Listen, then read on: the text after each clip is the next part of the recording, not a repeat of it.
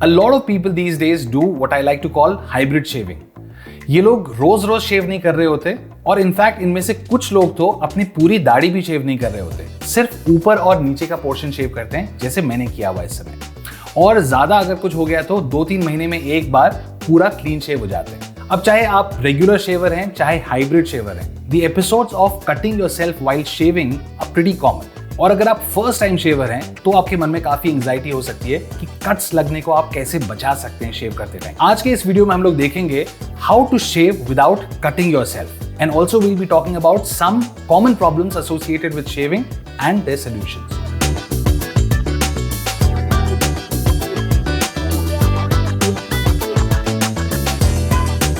अगर आप ये वीडियो एज अ फ्रेशर देख रहे हैं, मतलब आपने अभी शेव करना शुरू नहीं किया है, तो this is very important for you. इसके अलावा भी अगर आपको कोई जरूरत पड़े किसी टिप्स की या किसी इंफॉर्मेशन की, तो हमको कमेंट्स में प्लीज बता दीजिएगा, हम लोग आपको उसमें भी हेल्प कर देंगे।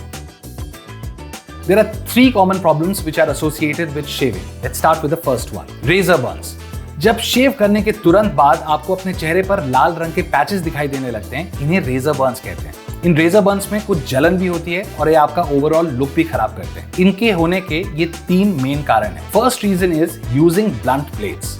ब्लंट ब्लेड्स जो शार्प ब्लेड्स होते हैं उनके कंपैरिजन में बहुत ज्यादा डेंजरस होते हैं, क्योंकि ये काटना तो जानते हैं लेकिन एट द सेम टाइम इन्हें यूज करने के लिए आपको एक्स्ट्रा प्रेशर अप्लाई करना पड़ता है। इसकी वजह से आपके चेहरे पर रेजर बर्न्स हो सकते हैं, क्योंकि आपके चेहरे पर ये जो ब्लेड है वो ज्यादा जोर से घिसेगा। इसका सिंपल सोल्यूशन है, जैसे ही आपको लगे कि your blade is not gliding on your face smoothly, आप अपने ब्लेड को सिंपली रिप्लेस कर दीजिए। नेक्स्ट पॉइंट है ड्राई शेविंग। ड्राई शेविंग करने की वजह से विदाउट एनी प्रिपरेशन आपकी स्किन को अपने ऊपर एक ब्लेड की धार झेलनी पड़ती है। So never do that. इसका सिंपल सोल्यूशन है, शेव करने से पहले हमेशा एक अच्छे शेविंग क्रीम या शेविंग फोम का इस्तेमाल कीजिए, ताकि आपकी स्किन जो है वो ल्यूब्रिकेट हो सके, आपके जो बाल हैं दाढ़ी के वो सॉफ्ट हो सकें and your razor can easily glide through them and you have a smooth shaving experience. Third reason है शेविंग टू फास्ट। अगर आप बहुत तेजी से, बहुत झटके से अपनी दाढ़ी बनाना शुरू कर दें तो आपको रेजर बर्न्स होने के ज्यादा चांसेस हो जाते हैं। इसका सोल्यूशन ये है, use a good razor so that your shaving experience is smooth and it also ends very quickly. तो इतनी भी क्या जल्दी है। सेकेंड कॉमन प्रॉब्लम है निक्स एंड कट्स, मतलब शेव करते टाइम आपकी स्किन कट जाती है। ये आपने कई बार देखा होगा कि लोग जब शेव करते हैं उनको अक्सर कट्स लग जाते हैं जिनसे ब्लड निकलने लगता है। And who would like that, right? इसके मेनली 3 रीजंस हो सकते हैं। एक रीजन हो सकता है कि आपका, जो हम लोगों ने ऑलरेडी डिस्कस कर लिया है, आपका जो ब्लेड है वो ब्लंट हो चुका है, इसकी वजह से आप एक्स्ट्रा प्रेशर डाल रहे हैं और उसमें कट लग रहा है। दूसरा रीजन हो सकता है आपका ब्लेड तो ठीक है लेकिन फिर भी आप एक्स्ट्रा प्रेशर डाल रहे हैं। एक्स्ट्रा प्रेशर डालने के टाइम पे आपकी जो स्किन है उसके अंदर धंसने लगता है आपका ब्लेड एंड कट्स आना तो बहुत नॉर्मल है। थर्ड इसका रीजन जो है वो काफी इंटरेस्टिंग है। हो सकता है आपको इनग्रोन हेयर की प्रॉब्लम हो रही है। इनग्रोन हेयर क्या होता है? जब आप अपने हेयर रिमूवल के किसी भी प्रोसेस से बाल रिमूव करते हैं तो बाल जो हैं वो अंदर चले जाते हैं पोर्स के, जिसकी वजह से when they start growing back वो स्किन के बाहर नहीं, स्किन के अंदर ही वापस ग्रो करने लगते हैं। इसका हमारे पास एक इजी सोल्यूशन है। आप जब भी शेव करते हैं, एक्स्ट्रा क्लोज शेव अचीव करने के लिए उल्टा शेव कभी भी मत कीजिए। हमेशा दाढ़ी बनाना है आपको in the direction of the hair growth. अगर आप इसके अलावा अपनी दाढ़ी को, अपनी स्किन को बहुत ज्यादा खींच करके शेव कर रहे होते हैं तो वो वाले केस में भी आपको ज्यादा कट्स मिलने के चांसेस हैं। इनग्रोन हेयर भी आपके ज्यादा हो सकते हैं उसमें। साथ ही एक्सफोलिएशन करने से ये प्रॉब्लम सॉल्व हो सकती है। एक्सफोलिएशन से आपके जो पोर्स हैं वो खुलते हैं और दूसरा आपके दाढ़ी के बाल जो हैं they get push towards your face. So shave करने से पहले हमेशा एक्सफोलिएट करना जरूरी है। अब ये तो हो गई कॉमन प्रॉब्लम्स और उनके सॉल्यूशंस की बात, लेकिन शेविंग का अपना एक रेजिमेंट भी होता है, मतलब एक पूरा सिस्टम होता है, स्टेप बाय स्टेप प्रोसेस होती है। इसको फॉलो करने से आप बेटर ग्रूम कर सकते हैं, आपकी स्किन भी अच्छी हो सकती है और किसी भी तरीके के कट्स या प्रॉब्लम्स को आप अवॉइड कर सकते हैं। So let's see what is a good regiment for shaving. तो शेविंग का रूटीन शुरू होता है एक नॉन शेविंग स्टेप के साथ, विच इज एक्सफोलिएशन। इसके लिए हम लोग प्रोडक्ट यूज करते हैं एक प्री शेव स्क्रब।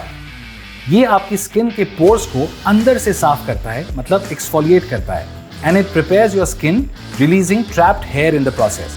इससे यूज करके आप इनग्रोन हेयर की प्रॉब्लम से भी बच सकते हैं। फिर आते हैं हमारे कोर शेविंग स्टेप पर, starting with applying a shaving foam, shaving cream या शेविंग जेल।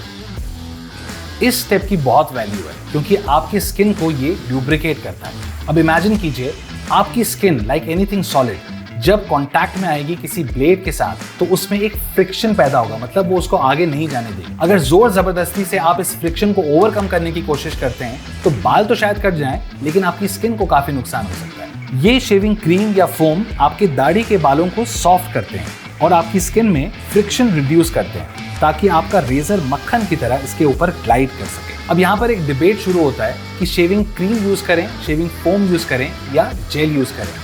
याद रखिएगा, इन तीनों चीजों का पर्पस सेम है, to lubricate your hair and to make them soft ताकि वो आराम से कट सके। लेकिन शेविंग क्रीम के साथ आप एक ब्रश यूज करते हैं और शेविंग फोम और जेल को सिंपली अपने हाथों से अप्लाई करते हैं।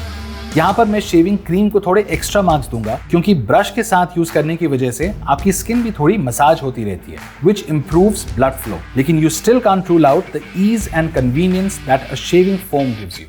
उसके बाद नेक्स्ट स्टेप है actually shaving your beard with a razor. अगर आपने प्रेप अच्छा किया है तो this is going to be a very smooth experience. Smoothly move the razor on your cheeks in long glide. याद रखिएगा, आपको ज्यादा प्रेशर नहीं अप्लाई करना है, simply go with the grain और हल्के हाथ से बियर्ड ग्रोथ की डायरेक्शन में अपना रेजर चलाते रहिए। अगर रेजर के ब्लेड्स शार्प हैं तो आपको ये प्रोसेस ज्यादा रिपीट भी नहीं करना है and you will be less likely to hurt your skin. Neck पे जो बियर्ड आती है वहां पर हेयर ग्रोथ एक डायरेक्शन में नहीं होती है, इसलिए it's okay to shave like this on your neck.